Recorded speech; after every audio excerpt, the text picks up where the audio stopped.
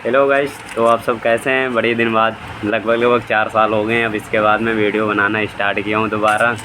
मैं सोच रहा था जब भी बनाएंगे तो बढ़िया से बनाएंगे। अब जो हमारा टॉपिक रहेगा वीडियो बनाने का वो रहेगा किसी भी बीमारी या मेडिसिन यूजेज पे रहेगा।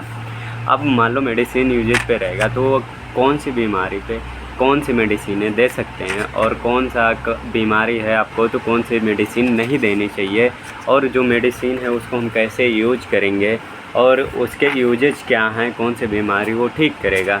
इसके अलावा उसके साइड इफ़ेक्ट क्या हो सकते हैं उस पे अब हम बात करेंगे। तो आज पहला दिन से स्टार्ट है। तो सबसे पहले मैं एक सबसे फेमस दवा लिया हूँ क्लेबम, जो एंटीबायोटिक है जिसके बारे में लगभग सबको पता होता है। ये जो क्लेबम है ये 625 mg का है हमारे पास। इसका जो कंपोजिशन है वो एमॉक्सिलिन, पोटेशियम एंड कैल्बिक्लेट है।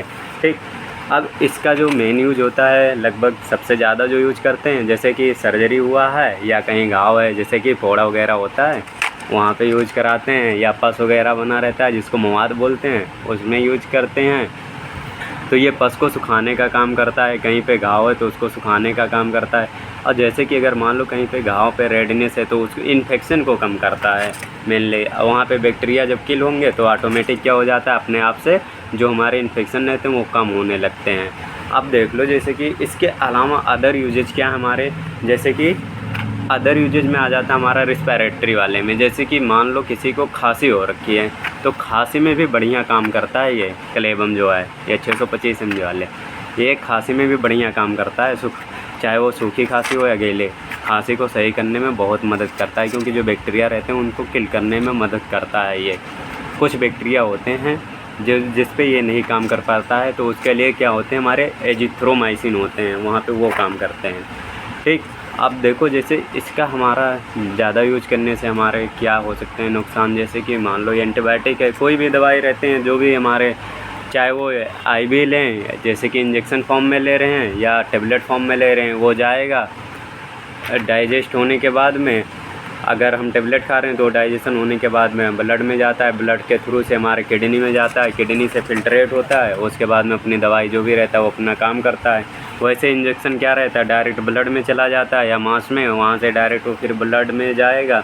अब ब्लड में जाने के बाद में वो किडनी से फ़िल्टर होगा। अब मान लो जैसे ज़्यादा अगर हम किसी दवा का यूज कर रहे हैं तो क्या होगा, हमारी किडनी पे इफ़ेक्ट पड़ेगा। अगर किसी चीज़ की क्वांटिटी ज़्यादा होगी बॉडी में तो किडनी एलिमिनेट कराता है। तो उसी हिसाब से देख लो भाई, जैसे कि इसको प्रेगनेंसी में बिना डॉक्टर के कंसल्ट से ना लें।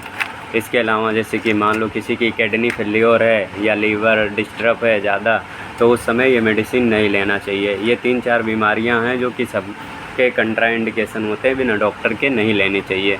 जैसे कि पहला हो गया किडनी से रिलेटेड जो भी डिजीजेज हैं, जैसे कि रीनल फेल्योर या डायलिसिस हो रहे हैं उनके, तो ये मेडिसिन उनको अपने से नहीं लेनी चाहिए। या जैसे कि किडनी स्टोन है उस समय अपने से नहीं लेना चाहिए। इसके अलावा आ जाओ लीवर पे, अब जैसे मान लो लीवर सिरोसिस हो रखा है तो उस समय नहीं लेना चाहिए, या हेपाटाइटिस हो रखा है तो अपने से नहीं लेनी चाहिए बिना डॉक्टर के कंसल्ट से।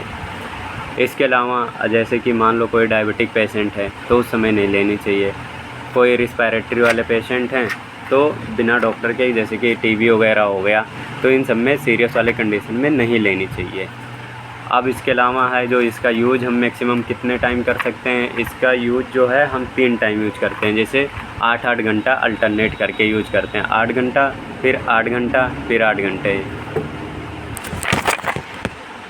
इसके अलावा ये पानी के साथ लेते हैं, पानी के साथ टेबलेट अपना खाइए आराम से। खाना खाने के बाद में लेना रहता है ये दवा, दिन भर में 3 बार खानी रहती है। बाकी भाई साहब जो भी है कमी उस हिसाब से बताओगे कमेंट में, फिर सुधार करते रहेंगे। अब स्टार्ट कर दिया हूँ तो बनाते ही रहूँगा वीडियो। धन्यवाद भाई साहब।